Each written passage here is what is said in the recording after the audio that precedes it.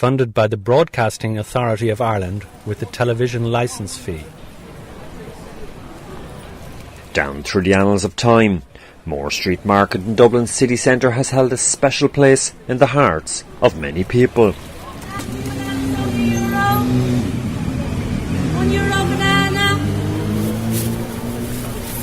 They're 2 for €3. Or you can mix and match. I'm Margaret Buckley, working in Moore Street at the fish counter. Fish counter, Margaret, how many years? Well, we took over from my mum, and then my grandmother was in the fish business in the Dublin fish market, which has since gone. They got rid of that. So you're talking about 3 generations, over 100 years, or whatever. Well over. You're talking about maybe 130, 150 years in the fish business. Wow. And all the family was in the fish business. My mum, my dad, my brothers, my uncles, my nieces, not the nieces, the nephews. It was a family. We're all from the inner city, you know, and we were only a stone's throw from the market. And the market gave the men employment, you know. But Moore Street, they came from all over the country, came up to Moore Street, and they got their fish, they got their fruit, they got their veg, they got their chickens. And if you were lucky, they could go in and get a couple of pints in the 4 pubs that was in Moore Street. Because, I mean, it was the city's pantry and beyond, the pantry for a lot of people on this island. Yeah, and it made sure that everybody got a good meal, because they were well fed when they came to Moore Street. And, I mean, when was the glory days of Moore Street? Because it was, there was kind of a time when you look at the old photographs when there was pubs and butcher shops by the dozen and fishmongers, and you couldn't get down the street, it was that packed, like. Well, when you go back all those years, there was nobody with a lot of money, you know, so they had, if they walked, they just all came down to Moore Street and they spent their money wisely. But all the children were well fed. We've read hundreds of families that have grown up and went abroad and still come back to Moore Street. But now we cater for 80% of our customers are foreign nationals, thank God. We have the Chinese, the Filipinos, we have the Polish, we have the only thing I haven't seen is an Eskimo. But it's that cold, I might see one today. But today you might see it because it's freezing. We're just like Eskimos. Absolutely. But, and they all love the sea bass, sea bream, squid, eels. Oh, they just love fish. You know, and prawns. I can't sell enough of prawns.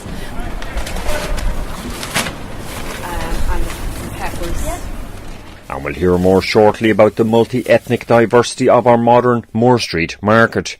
But staying for the moment with the old days. Here's what Moore Street trader Marie Cullen had to say about the market in the 1950s and 60s, before the coming of supermarkets and shopping malls to Dublin. Oh my goodness, the street used to be jam-packed, absolutely jam-packed. Sometimes you wouldn't even get a chance to have a tea break. You'd be going. That busy? Yeah, that busy. And there was crowds and crowds and crowds of people. There was always lots going on. Everybody loved the market and everybody knew somebody in the market. And you had your regulars and there were decent people and everyone, it used to be jam-packed. And the banter and the crack, exactly. And everything. Bit of skit.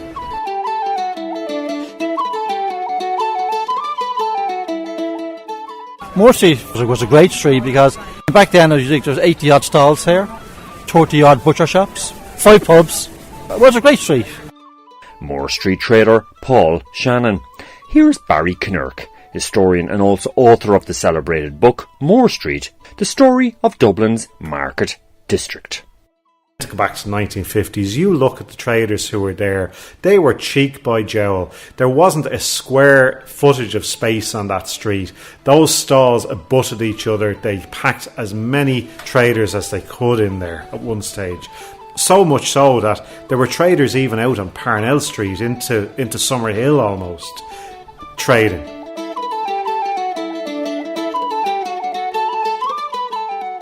We'd everything in the street, you know what I mean? We'd pubs, we'd haberdashery, you know, you could buy what you wanted in it.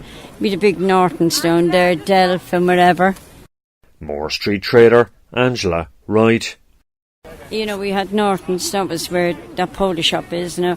Oh, that was Handling, sorry, the one beside it was Norton's. They sold everything, Delph, and you know what I mean, kind of. So it was great, you know. So the whole shebang, whatever you wanted in the house. There was a lot of butchers even in here, you know. The amount of butchers was fantastic. And every one of them done. Every one of them sold. People used to come in for their meat every week, you know, that way kind of. The reason why Moore Street worked back in its heyday is because it was a trading district. You didn't have one product being sold there. You had your fruit and veg, sure, but you had your clothes, you had your furniture, you had all sorts of odds and ends. Barry Kinnerk. Here's Margaret Buckley once again. Well, when you go back to the old days and you think of Dublin, Moore Street was the heart of the city. You know, that's it. Moore Street was always the heart of the city. Plus it has great history of the 1916 rising. So we have no end to the tourists coming down Moore Street, and it's great.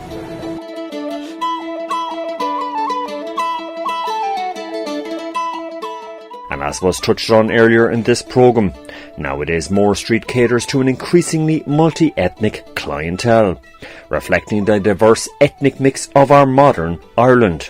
Long-time Moore Street shopper PJ Howell. You can see the ethnic diversity of Ireland represented right here in Moore Street. When I started buying 40 years ago, it was all Irish, it was all the women selling. There's a few Chinese helping them now. There are Pakistani and other Asian shops along the street selling spices and lentils and dal and stuff like that. There are East European shops catering for the Polish and the Bulgarian, Lithuanian populations, and then there are a lot of their African shops as well. So all the diversity of the country comes together here in Moore Street, and all of those people who are not that long in the country, they know where bargains are and they know to come from here for the good value. Moore Street is basically a multicultural street. People from different countries, even when they come to Ireland, they want to know where is Moore Street, what is in Moore Street, you know, because they know they are going to see different ethnic group and different things. I love to buy, market outside, fresh food. Honestly, I love Moore Street.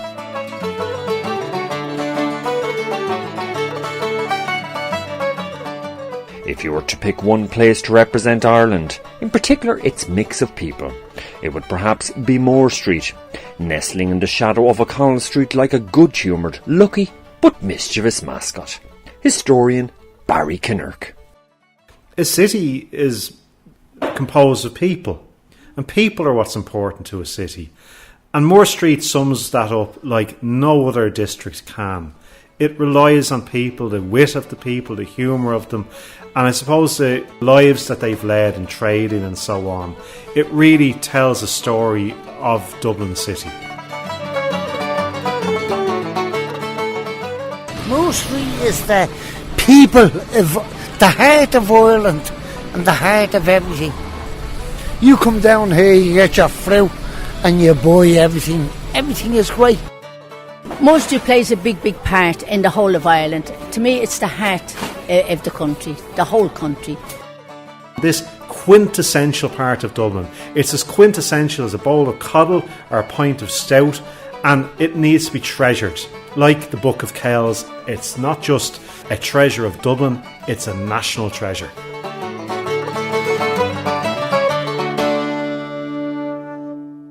And before we hear more from our modern Moore Street, first we need to investigate the street's origins.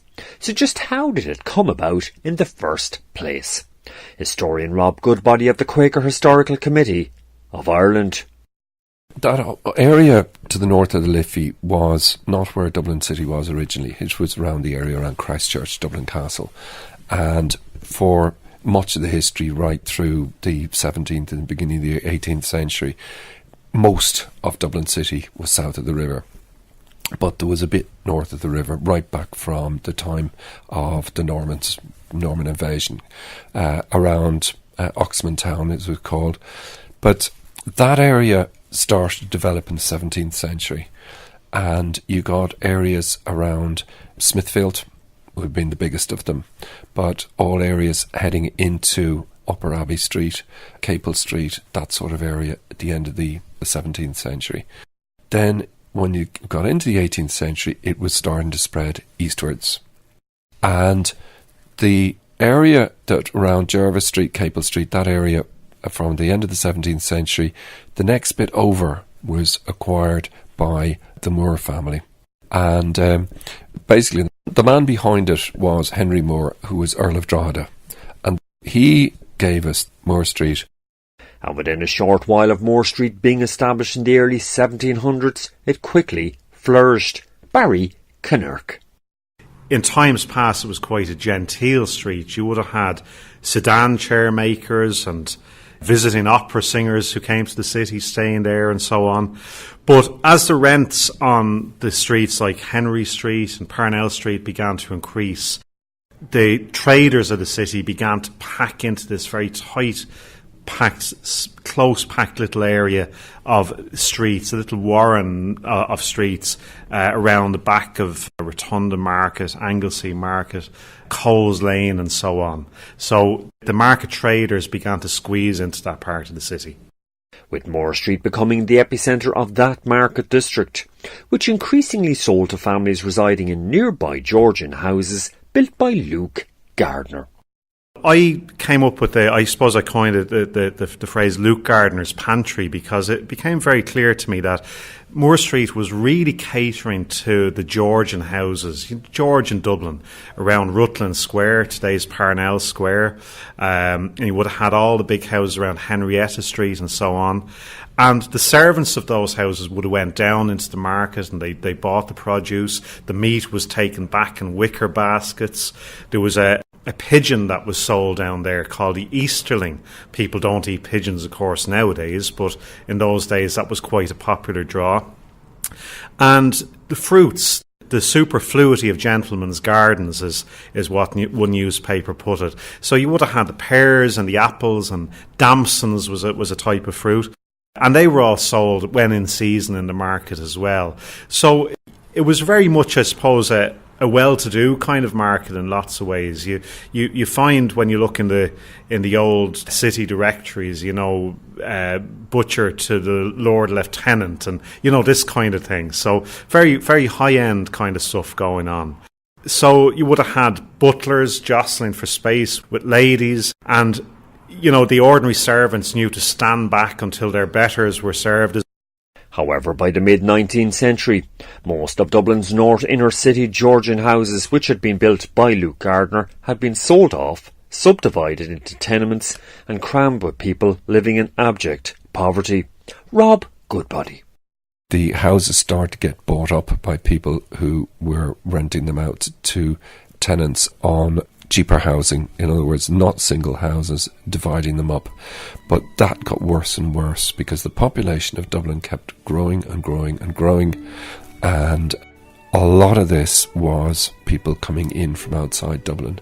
The famine had a lot to do with this, because during the famine, huge numbers of people, as we know, emigrated from Ireland, but a lot of them never actually got to emigrate. They got as far as Dublin, with many of them ending up living in Dublin's teeming tenements, just a stone's throw from Moore Street Market.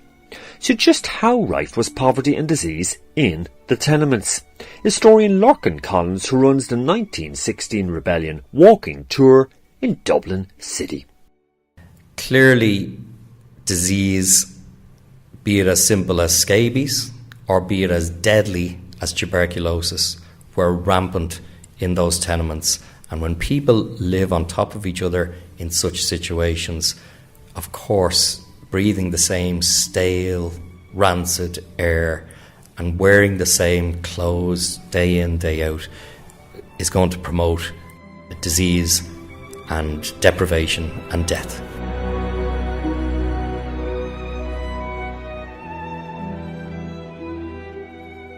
Dublin had not just one of the worst slum problems in Europe, it also had one of the highest death rates, which you can imagine the two go hand in hand. Rob Goodbody. Here's Lorcan Collins once again. Infant mortality rates were 142 per 1,000 births. Now that means for every 1,000 children born, 142 did not make their first birthday. There's a lot of poverty, a lot of poor people. There's no money. Nobody had any money. Things were very tight. Life was a lot more difficult than it was today. We had some of the worst slums in Europe. As I had an infant mortality rate of 142 per 1,000 births, children with no food in their belly, no shoes on their feet. And here's this wonderful marketplace where the women, and they generally were women, the traders, would get up very early and collect bulk produce and sell it at a small profit to the poorest in Dublin. So the lifeline for them was that they could get a few carrots and a few onions for much cheaper than they would have been able to buy it in a fancier grocery store. Moore Street becomes really a lifeline then to tenement Dublin. With a huge slum population, people looking for the cheapest food that they could get, Moore Street was fulfilling that need and an absolute essential. We asked the pantry for the area, the market for the area, whatever way you want to put it. Everyone needed us. We were a poor man's effort, you know, that way kind of. You could afford what you wanted.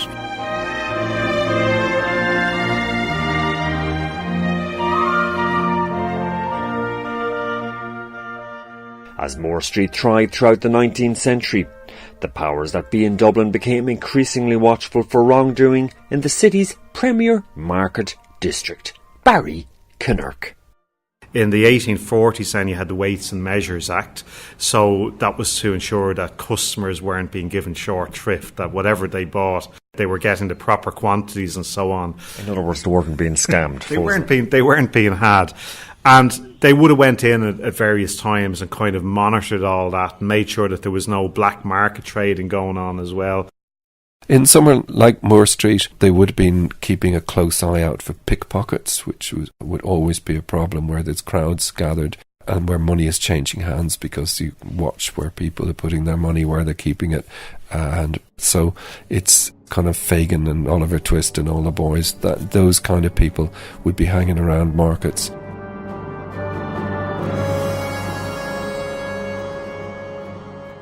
When the Easter Rebellion erupted in April 1916, because of its location near the GPO, Moore Street quickly got caught up in the thick of the fighting. On the second last day of the rising, that's the Friday, the rebel leaders in the burning GPO decided to evacuate in two groups.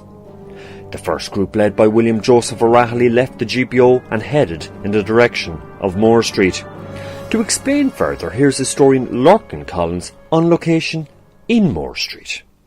Michael Joseph O'Rahilly got 30 volunteers and they lined themselves up ready to run down the street and try and overwhelm the machine gun and break through the barricade and make their way for the rest of the revolutionaries to follow through. Fog on Balloch, Maraderha, clear the way, as they would say. So his friend Desmond Fitzgerald, who's the father of Gareth Fitzgerald, the Taoiseach during the 1980s, approached O'Rahilly and said, Michael, best of luck, I'll see you later. He says, Desmond, I'll never see you again, you were a good friend, and he shook his hands. Up stepped a man called Patrick Shortis, a fellow Kerryman, and he said, I'll run up the front with you. O'Rahilly blew his whistle and they split into two sections and charged down either side of the street against the machine guns. Of course, the gunfire and the sniper fire went into overdrive. Shortis was killed, O'Rahilly was riddled to bits, and he slumped into a little doorway and wrote a note to his wife to tell her what had happened. And when you hear the words, you'll hear how poignant they are. Darling Nancy, I've just been shot, leading a rush up Moore Street. I took more than one bullet, I think. Tons and tons of love, dearie, to you and to Nell and to the boys and to Anna. It was a good fight anyhow. Lovingly yours, O'Rahilly. Please deliver this to Nanny O'Rahilly, 40 Herbert Park, Dublin. Goodbye, darling.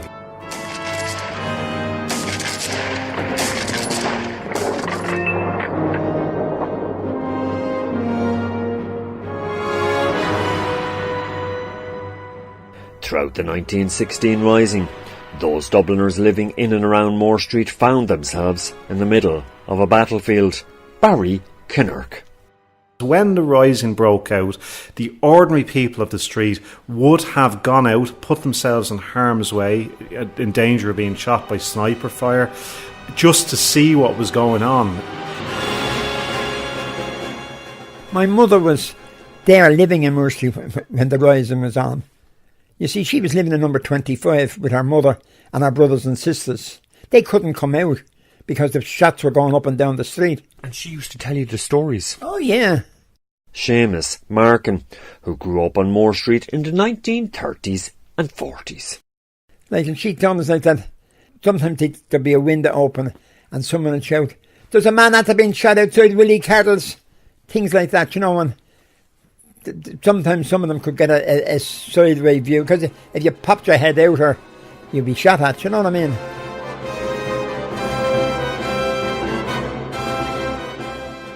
My name is Paul Shannon. I'm trading here. I'm fifth generation working here on Moore Street. Now, Paul, 1916, a pivotal chapter in Moore Street history. Your family were in the thick of it. Tell our listeners. Yes. Well, one of my great uncles was shot in Henry Street, the corner of Henry Street, Moore Street. He was going to be given his jewellers there. He was shot in the leg or something, and they brought him up here, put him on the barrow, and brought him to Matriarchs Hospital, where he died of blood loss. He's 12 years of age. A casualty of war. Yeah. His brother Jack was in La Fina. He was a runner between the GPO and the forecourts. When my uncle has a great photograph of him in his uniform, he was 14 years of age. We heard earlier how many of the first group of GPO rebels led by the O'Reilly who escaped the GPO on the second last day of the 1916 Rising were mowed down by machine gun fire in Moore Street. But what about the second group of GPO rebels led by Pádraig Pearse? Where did they escape to? Lurkin Collins. See this little doorway here? This is a doorway into number 10 Moore Street, okay? And this was Coogan's, C-O-G-A-N-S, C-O-O-G-A-N-S. The men who bailed in here are so famous, you know. Tom Clark, the architect of the Rising, Joseph Plunkett, Sean McDermott, the co-architect of the Rising, Pádraig Pearse, needs no introduction, and the wounded James Connolly. So 5 members of the Provisional Government of the Irish Republic, 5 signatories of the 7 signatories, spent the night in this building. This is Friday, I'll remind your listeners. So all of Friday night through to Saturday morning, the rank and file started to tunnel through the walls. So it would be like if you broke through to your neighbour's sitting room and then you went up to his bedroom and broke through to the further neighbour's bedroom. So you go up and down and up and down and up and down. Mouse holing, they call it in the military. And a very effective thing it is too. The idea for subterfuge and extrication from a very perilous situation. Perfect. And also the vague plan being when they got to the end of the block that they might be able to jump out on the British in a sort of a surprise attack. So on Saturday morning they made their way from number 10 down to number 16 Moore Street, which we always consider to be one of the most important of all the buildings, but we consider the whole terrace to be important, right? The Jewel, though, is number 16. Why? Why is it the Jewel, Lurk? Because that's where they held the Council of War and decided, after much discussion, that surrender was their only way forward. Now, Lurkin, what was the raison d'etre for deciding that it was going to be the surrender, that the white flag was out? One of the main reasons, as far as we can ascertain, is that Pádraig Pearse had witnessed a young girl being killed, and it seemed to affect him greatly. And I think he sat there thinking, if we try and battle our way out of here, every civilian in this area is going to be a target.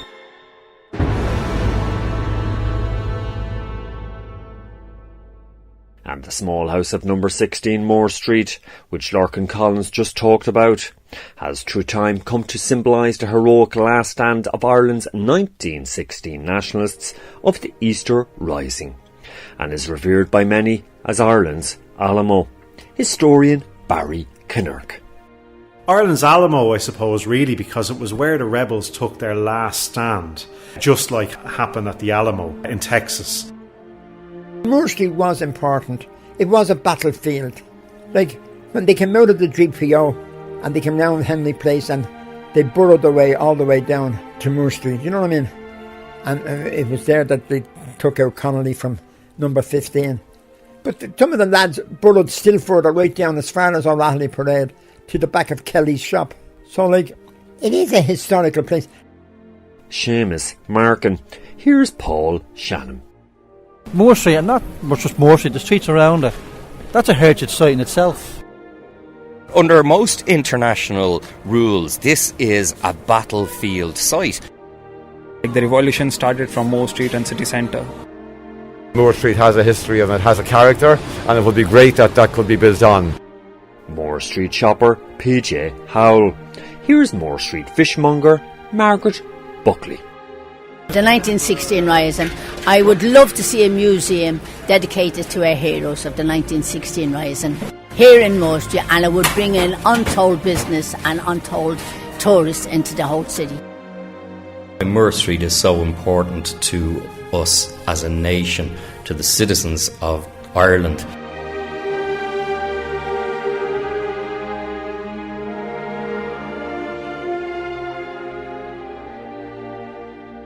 So just what happened to people of Moore Street after the 1916 Rising was over, especially as the Irish War of Independence got underway?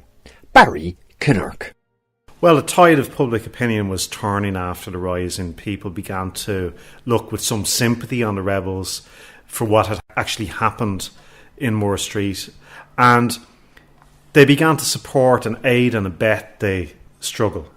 So traders would have spirited arms and ammunition into the market. They would have hidden them under their shawls and prams and so on. Harriet Kinnerk was her name. She was a grand aunt on my father's side. She was said to have hid weapons in her pram. And as the War of Independence went on, that happened more and more. Following the Irish War of Independence and the eventual establishment of the Irish Free State in the early 1920s, it was back to business as usual in Moore Street, feeding the people of Dublin and well beyond. The street became particularly renowned as the epicentre of the meat business in Dublin and for its quality butcher shops. Mark Troy of Troy's Family Butchers, which still operates on modern Moore Street. My family have had a shop in the street now for over 120 years now, I think it is. This was the main from buying the cattle up in the North Circular Road. They'd be driven down through Stony Batter down to Moore Street where the slaughterhouses were behind the shop where we are now. And it was literally distributed throughout the city from here. So it was literally the hub of meat, you know, and the butchery trade. We've pictures there of old shops going back years where the tradition was years ago you actually displayed your goods on the outside. So just on normal wooden tables. There used to be bars outside people's shops, so you'd hang your turkeys, chickens, hams, all this sort of stuff on it. Your shop at night was just to store it. You brought it in off the street and brought it into your shop, and there'd be no refrigeration in the shop. So it's literally just left here. You tried to sell as much as you can, imagine, so you're not storing it, but everything was just brought back into the shop and left in the shop overnight. But yeah, that was from old pictures. That seemed to be the tradition in the 30s and 40s. Everything was sold on the street. Buckley's one of our shops down here. He's a great picture in his store of his family shop where they have hundreds of items just hanging down on the street. And like I said, at the end of the night then it's brought back in and put back out in the morning. And at this juncture I skipped on down Moore Street to FX Buckley Butchers, where I got talking with Paddy Buckley about the giant photo which they have on display showing their Moore Street butcher shop in 1932. That is this shop we're standing in at the moment. As you can see, it was Christmas time because there are turkeys hanging. Now they're not in the window, they're outside, and the beef and the lamb and mutton, a lot of mutton, all hanging outside the shop. This would have been before refrigeration in a big way. There wouldn't have been cabinets. So you can see it on display, the meat there cut on benches. And my father's actually in that. You can see him there. He's under the bull's head that you can see. Right, so he's the man in the middle. There's three men on the left-hand side, and your father's the man in the middle of this depiction of FX Buckley Butchers in 1932 on Moore Street at Christmas time. Yeah, correct. And to see that, the head there, which was a centrepiece for display, that's actually a longhorn, which you don't see them too often now. But that would have been a beast, a regular type of beast that was in Ireland at that time. 1932. Well, the big thing is there's no refrigeration. And we had plenty of meat. At that time, there would have been over 20 butcher shops on Moore Street, all competing with each other. and people came from all over, certainly Dublin, go out further, Leinster. Moore Street would have been the meat centre of not just Dublin, but nearly Ireland. The outbreak of the Second World War in September 1939 had a hugely negative impact on the Moore Street market district. Seamus Markin. There was no fruit, and the only thing would be apples and vegetables. And there was no scarcity of fish or chickens, and there was plenty of that kind of food. But the thing was, people hadn't got the money. And then an awful lot of the men were away in England working. You know, those that could go away working, you know. And there was a lot of that kind of poverty, you know, where the husbands weren't there, and sometimes it could be rough now, like, you know. But now, I tell you, there was one woman. Do you know Tony Kenny, the singer? I don't know whether you know him. Well, his grandmother, she went by the name of Daisy Kenny. Well, Daisy Kenny was a one-woman St. Vincent de Paul Society.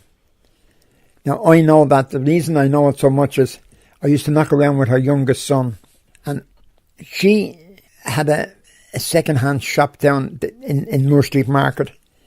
She sold shoes and clothes mostly. And she always had 3 or 4 local women, probably called poor women, in the shop helping her and doing jobs in the house. And like when you saw the size of it, sure, there wasn't a day's work in it for one. But it was only years afterwards I realised she used to only employ them because there was nothing else for them. You know what I mean? When she'd find to be down and out, she'd give them a job. What would they be doing? I don't know. But they'd be hanging around, and she'd give them a few bob, and she'd feed them. You know? She'd give them pride. There you are. And she was unbelievable. Now, I know of a case, for instance, this man was out of work, and he got word there was a job going on. He was going for an interview, I don't know which. And he was passing by the shop, and she called him in. She gave him a suit and a pair of shoes. And she said to the man, Mary told me I had them there for Mary told me to give them to you when you come round. He didn't know what it was about, but it fitted, you know. And she was sharp. She'd just look at you and she'd tell you what size shoes and shoes. You know, she's one of those people. But Mary come round. Oh, for God's sake, that thing was sick looking at. I was going to throw it in the bin. That was the attitude. And I know that she paid for funerals, she paid for weddings and christenings and things like that.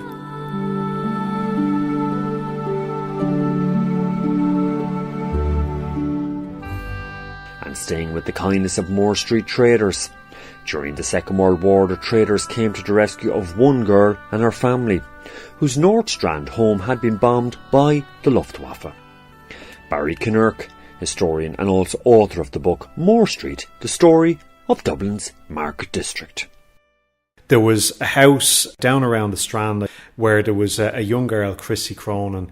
She was left to raise all her siblings, and she struggled terribly after the North Strand bombings, and the traders all rallied around and they got a subscription together, a petition, and they were able to help her out, you know, financially and all the rest of it, and, you know, fruit and veg. But that really sums up how the ordinary people in the market would have looked after people, and especially, you know, the piccaroonies, the people who would have went down in the evening time to try and salvage little bits of lettuce leaves and any bits that were left over to kind of make up a stew.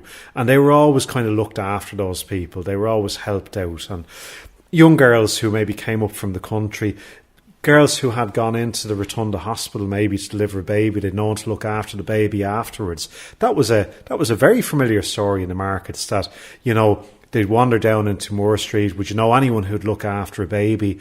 And lots of children were brought up that way. Yeah, no official adoption in those days. This would have been the pre-50s, you know. And off that girl went back to the country, and there's a child now raised by a street trader as if it was one of her own. And that was a very, very familiar story. Are you for real, Barry? Oh, yes, yeah. That was recounted many a time to me, many a time by street traders. So there was great kindness as well, because of course those street traders weren't very far from the breadline themselves, nor are many of us today. Sure, we're only one paycheck away from being turfed out for a house. If you don't pay the mortgage, there you go, you're gone. But I think if you're very close to that and you're living in a tenement yourself and you're trying to make ends meet, that breeds kindness, doesn't it? You're going to be more sympathetic maybe to the plight of the people around you.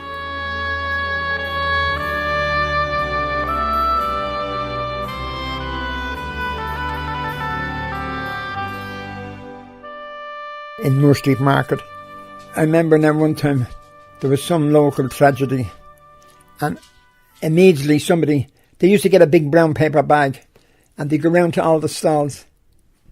They wouldn't be able to hold it, the amount of money that they'd gather for that charity, And then the orphanage in Dublin Street used to send down a box car every Saturday, and all the dealers would put fruit or vegetables into it for the orphans, So there was nobody was forgotten, Seamus Markham. Here's what Margaret Buckley had to say about the Moore Street traders of yesteryear.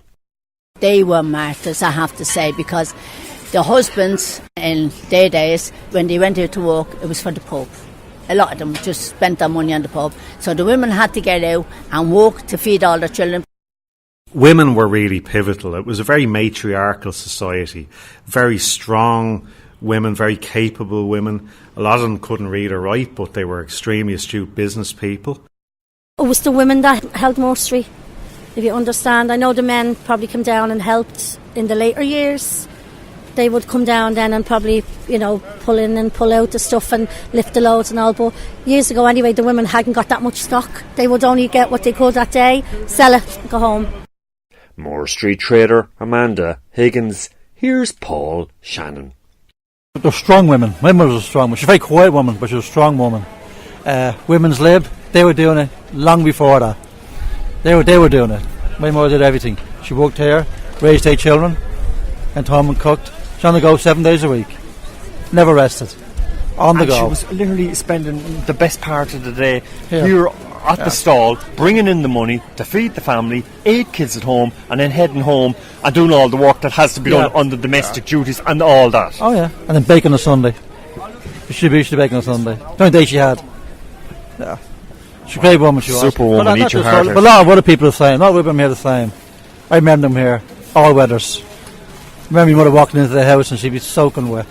And I mean she'd be drowned. But didn't bother. Go and do it again next day. And every day. Tough as nails.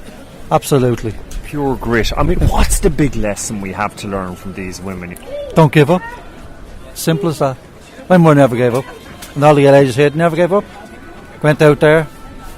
If they fail today, they try again tomorrow. Never give up. My mum always told me that. Never give up. Keep trying.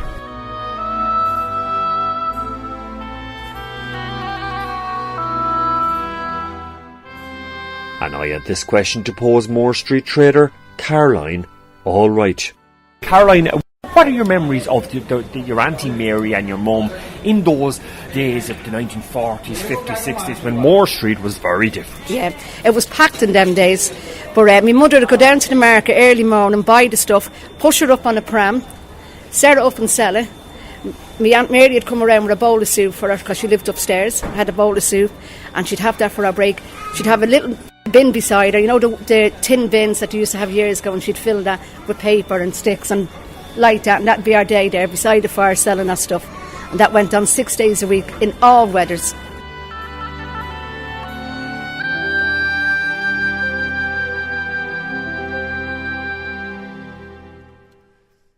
And concerning the Moore Street traders of yesteryear, I'm going to leave the last word with Margaret Buckley. You will never get women like my mother and the likes of them in their years. They were fabulous women. And you see, my mother had a heart of gold, and she always said, sharing is caring, and that's the way we were brought up.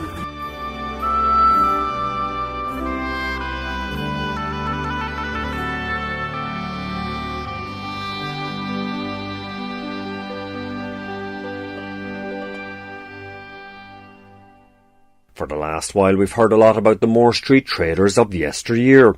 But what about modern Moore Street traders? Here's Amanda Higgins to divulge how she ended up trading on Moore Street. I used to come in the summer holidays and then the weekends, and I used to be sitting there, and then my mum, she'd bring me up around the market, and I'd be looking at her buying, and buying all the stuff, and it was just, and then I'd be selling at the stall there for a while. I wouldn't be left on my own. I'd serve to a few people. At what age were you? About 10, was it? 10, 11, yeah. My first time I was ever down here, it was when I was 5.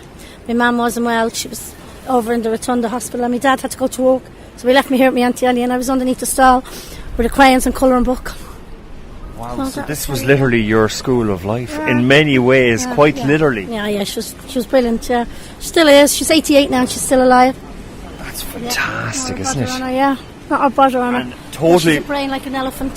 Sharp as a tack. Yes, yeah. She can remember everyone that stood here, everyone that owned the stall, everyone that who married into who, and what shops were here, and who walked to the shops. She can still tell you all that now, yeah. Because Amanda, it was a real community. It was a real. It wasn't just business. No. It was community. They're mostly all married into each other.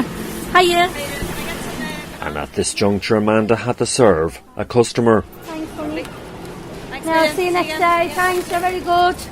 There's a woman there now, Amanda, that's after buying a big bag of fruit and everything, and an Irish woman, no less. Yeah. I have a good few. Yeah, I have a few, but 99% of our customers would be foreign nationals because, as I said, because they're used to probably outdoors when they, where they live, what countries they live in. Bazaars and everything. They're used to all the stalls and picking their own and whatever they need to do, And it'd be I can see them there, they're going around. There was a woman, a foreign national came just a short while ago. She was looking at the produce, taking it up, and inspecting it, and that's maybe, would Irish people do that as much? No, the Irish wouldn't probably touch it as much, but that's their traditions to pick it up and have a look at it. And after my chat with Amanda Higgins, I next got talking with her fellow Moore Street trader Caroline Allwright and asked her how she got involved in street trading. My mum and my grandmother. My mother went away to London on a holiday, and she says, go down and help your Auntie Mary. That was 42 years ago, and I'm still here. You've never looked back? Never looked back. Living the dream. Yeah, 42 years ago, go down and help your Auntie Mary while I'm away. And what do you love most about it, Caroline? I love the crack. I love the atmosphere. I love all the other traders. We all get on well, we have a laugh, joke, have a cup of tea, everything. And as I said, something different happens every day, so you go home and you're laughing about it. I'd go into my neighbours and I'd say, wait and I'll tell you what happened today, and they'd be waiting on me to come home to tell them stories. Great times in it, we have. And was there any particular incident now that sticks out in your mind's eye? Well, going back years ago, David Essex was opening a shop out there, and he parked there in his limo. This is the famous David Essex, the when pop he was singer, younger, when 1980s, he was younger. 1990s. Exactly, yeah. Huge. And he got out of the car, and my ma ran over and gave him a clatter. And she goes, oh, you're gorgeous. And he went like that. Well, thank God I'm not ugly. She just gave him a clatter across the face. Kind of, the Dublin how you welcome. Yeah. And but brilliant, Did he recover? He did. He just went, well, thank God I'm not ugly. And he walked off. And then he came back and he got her a bunch of flowers down there and he gave her to him. So she was delighted with them, and she got them off David Essex. She had them for ages, even though they were wilted. She had them for ages.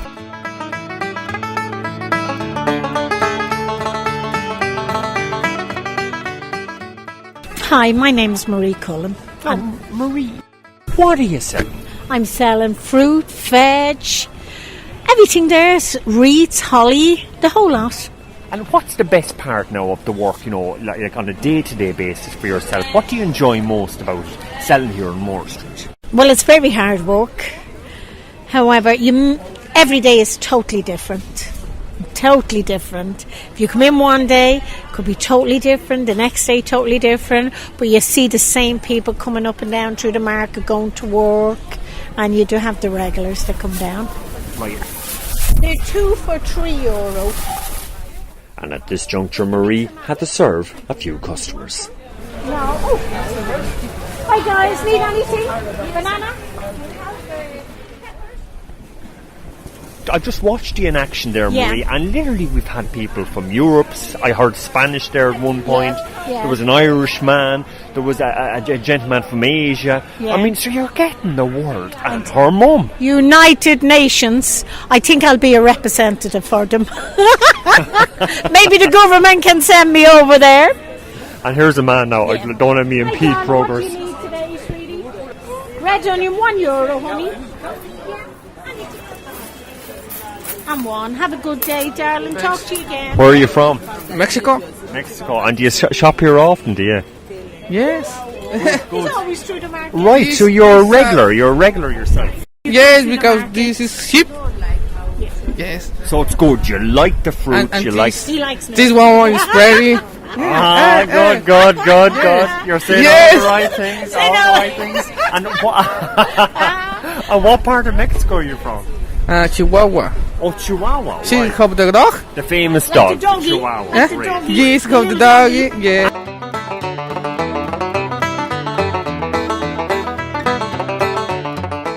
And staying with street traders, Moore Street fishmonger Margaret Buckley had this story to share.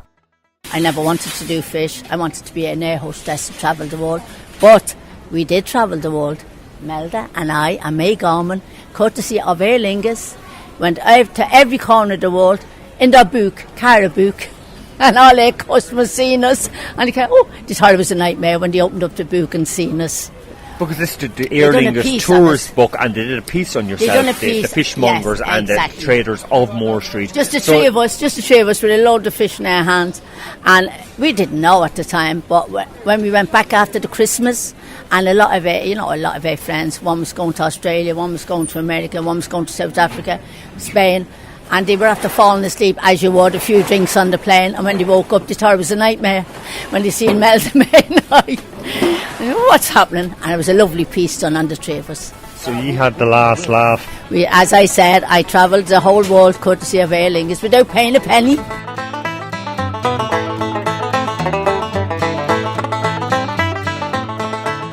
How are you doing? My name is Finbar O'Grady. I'm working here on Troy's Butchers now. In the heart of Moore Street. Right in the heart of it, yeah. Moved up from Sligo only a year ago and went straight into the middle of it there. And, geez, I'm here now with 14, 15 years now, I'd say, on the street itself, like, you know. So you have your finger on the pulse, so to speak, Finbar. Who are you catering for here in Troy's family butchers here in the heart of Moore Street? Well, I'll be honest with you, we cater for everybody. We have every sort of meat that you can think of. We have, we even got in a lot of stuff, like, you know, old school stuff, like would be tripe, whereas, like, that would be more or less would be aimed at East European. Whereas many years ago would have been the older generation of Ireland, like they'd be going for the likes of hearts and livers and kidneys and all that. Now we find that East Europeans, the older generation, will go for that now themselves. Whereas the Irish, obviously the new generation of Irish, what would say age 40 and below, we go for like the chicken fillets, sausages, the old fry up, the reliable, say, mince and that kind of crack. And then we have another cabinet which is down situated on the right hand side when you walk into the shop, which would be aimed at, say, the Africans and would say East European as well. So cater for everyone basically. Anyone that walks past that window we can cater for.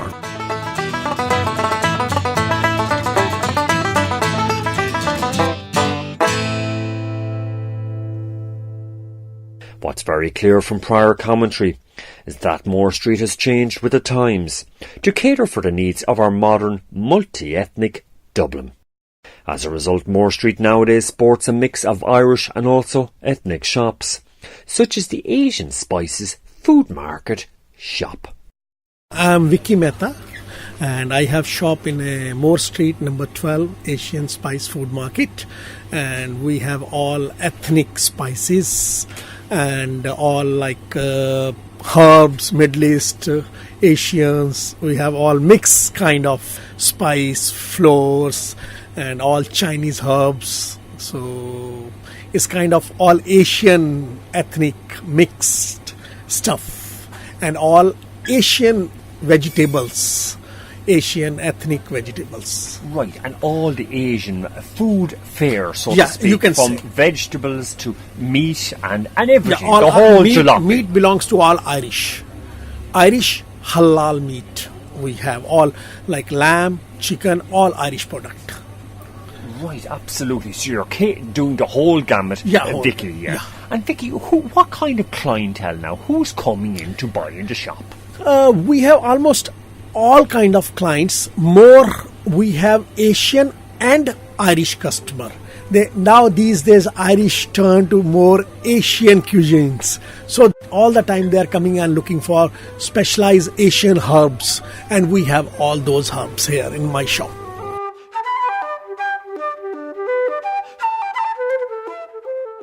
Moore Street. It's reflecting how Ireland has changed itself, you know. That's an important part of it. Like, I mean, we've just become much more of a mixed culture, cosmopolitan, and that's good for the place. People come here to work and to make a living and, you know, to improve themselves, and it's great to see them here.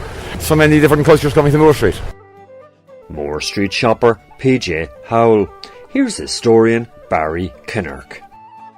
Dublin has always been a multicultural place, but more particularly markets are a multicultural place. Dublin is a multicultural city. You always had an ethnic mix to some extent. This is only place you can see different culture, different nationality. It's a good place to be. Moore Street, as I see it nowadays, it's a melting pot for all the different nationalities and cultures that come to this country. Kieran Butler of the Dublin City Council Fruit, Vegetable and Flower Market. These people come from countries that they would traditionally have markets in, so an awful lot of people would gravitate towards the fruit and veg markets, and that's as I see Moore Street today. It is this melting pot of cultures, and I look forward to the future and seeing how it evolves.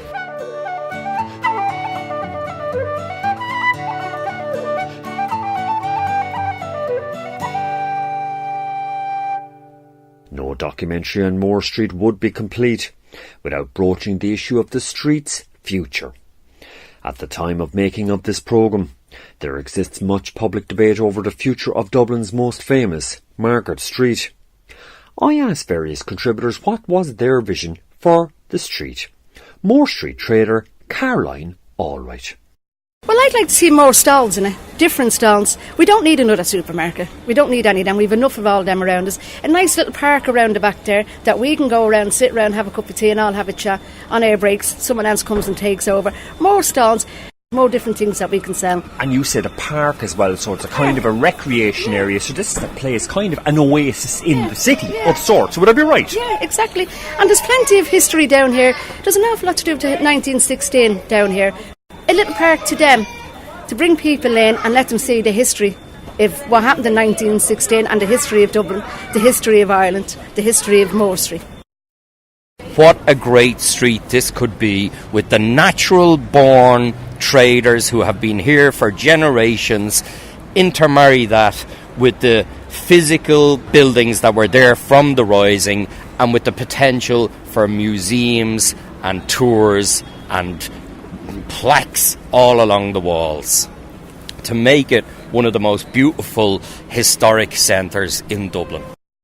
Historian Lorcan Collins, who runs the 1916 Rebellion walking tour in Dublin City. Here's Moore Street butcher Mark Troy. I'd love to see like a farmer's market in the street where you can come and buy some organic fruit and veg, cheeses, homemade jams, chutneys, things like that. I've seen a place up on Temple Street there on a Saturday. There's chaps there making specialised burgers, whether it be from venison or buffalo burgers, things like that. So I think if they looked at Moore Street, because it has the name as a trader street, if they'd done it into some sort of farmer's market, completely pedestrianise it, new stalls for the dealers, some facilities for them, they've no water, no toilets, you know, things like that.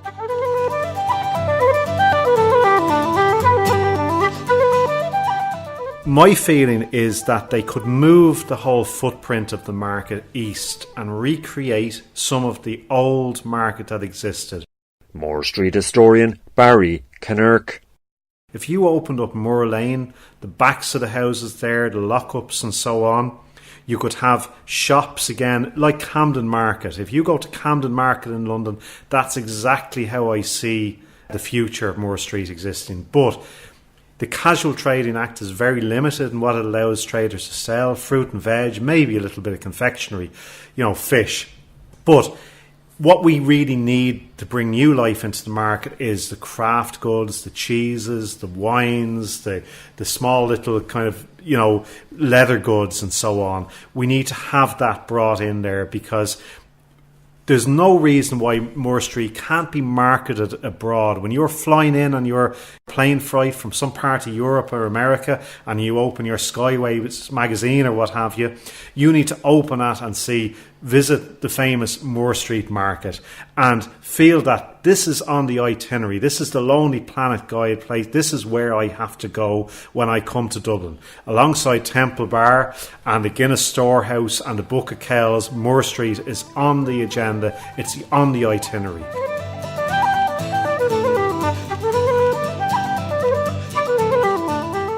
Basically, my vision for the Moore Street, I want to they put more ethnic stall on Moore Street. Like kind of you can go in England, you can see in a market, like there are definitely 4-5 food stalls there. We don't have any food stall on this street nearby, even Henry Street, Moore Street, Parnell Street. No, we don't have any stall. So I'm myself also interested too. If they can give me a chance, I can bring more people on the Moore Street. Really, I can show you the magic of Asian food over there. If they give me a chance here in the Moore Street, I show the magic. Moore Street shop owner Vicky Mehta. Here's Barry Kinnerk once again. The reason why Moore Street worked back in its heyday is because it was a trading district. You didn't have one product being sold there. You had your fruit and veg, sure, but you had your clothes, you had your furniture, you had all sorts of odds and ends. They need to make some kind of a Camden market. They could make it work. You could have Henry Place brought into that. You know, you could open up parts of Sampson's Lane, which in recent years has its corrugated iron. It has its gate put up there. There's an old court there that some of the flower sellers use called Mulligan's Court. People walk past it because they don't know it's there. There's all sorts of little odds and ends and kind of nooks and crannies that could be opened up, redeveloped and made into a new space for the city.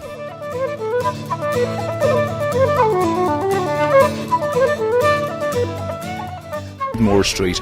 Fruit and veg, deals to be had, screaming voices, and typically Dublin. Moore Street, it is really part of Dublin. It's part of Dublin's tradition and history.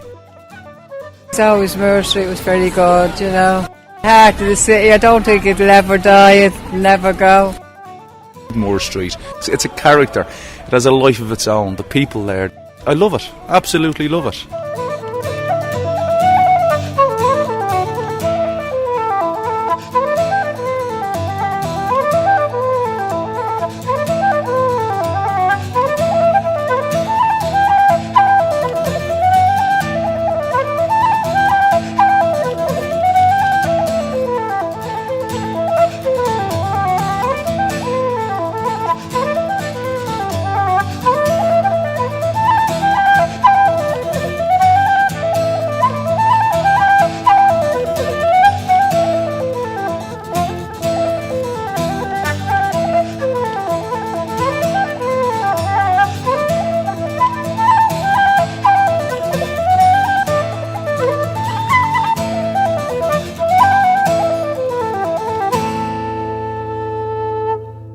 Funded by the Broadcasting Authority of Ireland with the television licence fee.